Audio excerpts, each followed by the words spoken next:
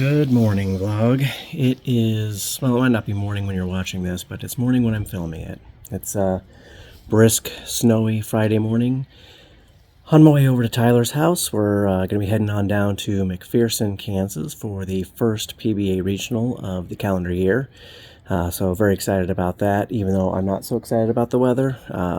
It is supposed to get a little warmer today and be nice this weekend as well, so none of this is going to stick, but kind of sucks that we get to drive in it. So please hit that subscribe button if you haven't already, and otherwise we will see you down in McPherson.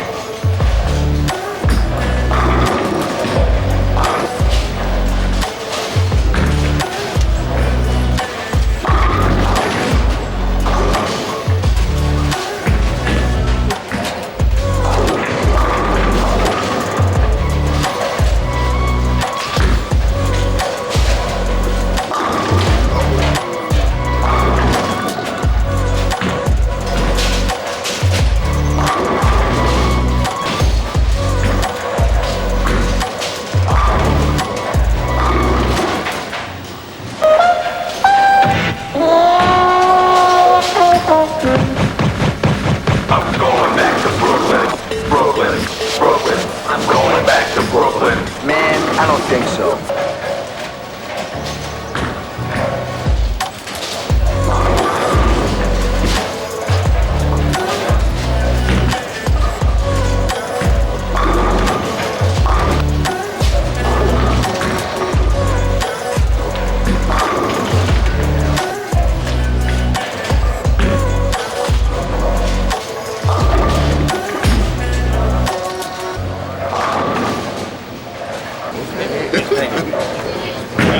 Alright, 242, not a bad way to start. I'll definitely take that.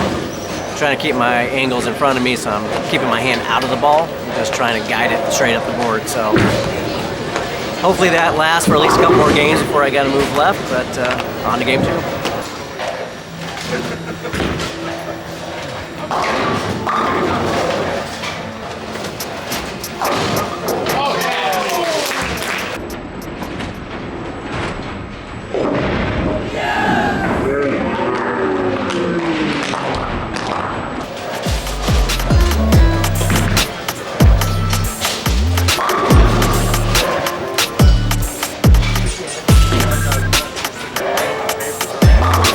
What?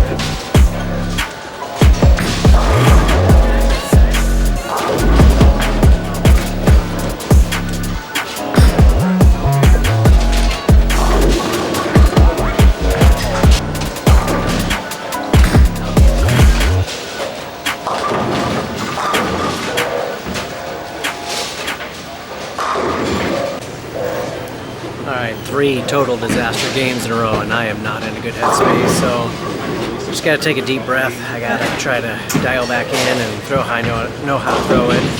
I got penalized a lot in that game, and I missed way too many spares. So I'm just gonna have to grind and find some of these last 4 and do a lot better than I did those last 3 games. So on to game 5.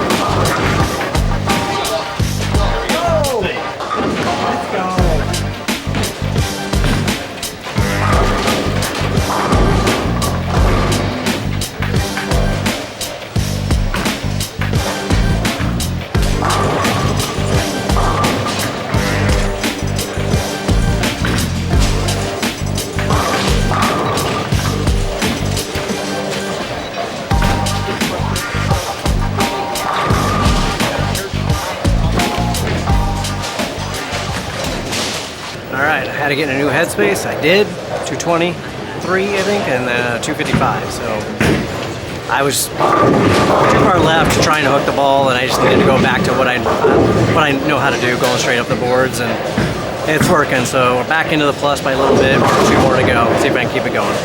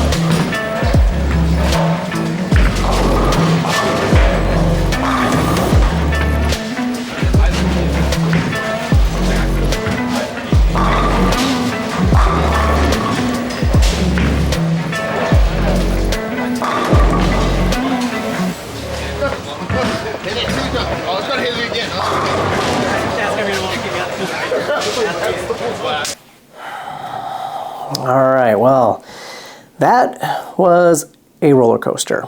And I'm talking everything from my scores, to the weather, to my standings, to my emotions. You know, we began Friday with it snowing in the morning. It was pretty cold all day Friday, and then it was actually kind of hot on Saturday. Beautiful temperatures on Sunday. Score-wise, I started 240, which put me in standings, second in my squad after game one, and then had a few bad games in a row, a couple 170s, the 149, dropped me way down in the standings. Turned that around, shot a 223 and a 255, brought me all the way back up into 8th for the squad, and then ended with a couple games in the 180s, dropped me back down to 11th. So scores going up and down, my placement went up and down. Ultimately, it ended up with me being 23 under, which was good enough for 25th. Unfortunately, they pay the top 26, so I did cash, but they advanced the top 24, so I missed out on advancing by one spot. Regarding my emotions, what I can tell you is that on Friday we had the practice squad, and I went into the practice squad feeling like I was a little bit better equipped to shoot on short shots, which typically have been kind of my nemesis, and I've been doing a lot better on short patterns. And I also had the new blue hammer and the black urethane hammer. I don't have a big rev rate, so I'm not typically a big urethane guy, but I really feel like I need to learn how to incorporate that into my arsenal and at least make it an option. So I came in here with very high hopes, and during the practice squad, both balls looked really good early. I actually looked pretty good with that black hammer. But then as the practice session was going along, I was trying some different things, and I just really felt like I wasn't coming out of the ball very well. And as I'm watching these guys with 400 to 500 rev rates, and I felt like I was throwing the ball maybe 250, like I just was not coming out of the ball well at all. And I started to really feel down on myself and just didn't feel like I was going to have a good experience. So when Saturday morning rolled around, I had to try to change that. I gave myself a little bit of a pep talk, and I said, look, you know how to bowl, you know what your game is, just don't watch the other bowlers. Don't pay attention to their rev rates, don't watch what balls they're throwing. You don't have to throw a urethane just because they're throwing urethane. Don't make the changes that they're making. Just because they jump left doesn't mean you jump left. You need to see what's happening so you know how to move, but ultimately just stay within your game. And I did that the first game, and I threw that blue hammer. Even though the black hammer did look good in practice, the blue hammer I felt just gave me a little bit better look overall, and I shot 242, and it seemed to work pretty well, and I was feeling pretty good. Then I had a couple splits happen. I was missing some spares. Since I have the black urethane, I decided I wanted to give that a shot so I wouldn't have to use up a space in my bag for a plastic ball. I wanted to see how well I could throw that urethane ball as a spare ball. And in the end, I do think it's going to work out pretty well, but I can tell you that it took me a little bit getting used to, and I was missing some spares. And as my scores started to tank, I really started to feel pretty down, and I was in a bad headspace. I was really feeling like I didn't have what it took to be out here, and I wasn't going to get where I needed to go. But then I told myself after that 149 game, I said, look, you're starting to move left, it isn't working, you need to go back to the right, play your game, just switch balls. Instead of moving left as the pattern is breaking down, switch balls and play a little bit different line, play a line that you're more comfortable playing. So I did that. I ended up moving back to the right, switched equipment, and pulled out that 223 and a 255 back-to-back. And so I really brought that back and did well. And the last two games, I felt like one of those games I had 3 opens in a row in the right lane, 2 of which were splits. And so, that's just kind of a bad break to deal with. I didn't feel like I bowled all that bad. And the 185 game, I had that one bad split in the 9th frame where I got just a little bit slow with it and it jumped through the nose and it gave me some poor count. That's what stood between me shooting 185 and shooting 210. So I felt like I bowled pretty good those last 2 games, even though my scores didn't show it. So I do feel like emotionally I was able to pull myself out of it and get into a much better headspace. But then I will tell you, sitting on the bubble was a whole other experience. Knowing that I was 11th after one squad and that the B squad coming in had a lot of very highly talented, highly skilled bowlers, I knew that I might be on the bubble. And everybody was telling me they thought that minus 30-something was going to be the cut, and I was sitting at 23. I really felt like I was going to be really close to that bubble. And ultimately it came down to the very last game. There were 6 guys that were behind me, but inside of 10 pins of me going into their last game on that last squad. And then there were another 4 guys or so that were ahead of me that potentially could have fallen back behind me. 2 guys did fall back a little bit, but they stayed just ahead of me. And unfortunately, I was 22nd place going into that last game, and 3 of the 6 guys who were within 10 pins behind me all bowled well enough to surpass me, dropping me to 25th. So it was very nail biting. I was watching all 3 of those guys jumping back and forth, and of course one was on 15 and 16 and a couple others were on 1 and 2, so I was having to run back and forth and kind of look at the scores. But I was on pins and needles really hoping I would make that first cut, and it just didn't work out. But I think that I certainly missed some spares I shouldn't have missed. I think if I had my spare ball, or once I get more comfortable using that black hammer as my spare ball, I think things will fall into place and I'll be okay. And I was very proud of myself that I was able to, even though I fell into a bad headspace, dig myself out of that headspace and really earn my way back up into getting my first PBA cash. So very happy with where things ended, and hopefully this is just a sign of things to come. This makes 6 total tournaments in a row that I've cashed in, so I'm on a pretty good streak. I'm hoping to take that a step further and start getting into step ladders and maybe winning some of these events. But in a PBA event, I am certainly happy cashing at this particular moment. Next one isn't for a couple of months. We've got 2 of them back to back. Fire Lake in Shawnee, Oklahoma is the beginning of May, and then the very next week is at North Rock in Wichita, so I'm very much looking forward to those. In the meantime, I've got a couple of months to work on some of my game, practice on my spares using that urethane ball to see if that's the route that I want to go, and to just flat out practice and work on some different things. So we really appreciate you guys watching. If you could hit that subscribe button, we would greatly appreciate it, and we hope to see you in some of our future videos.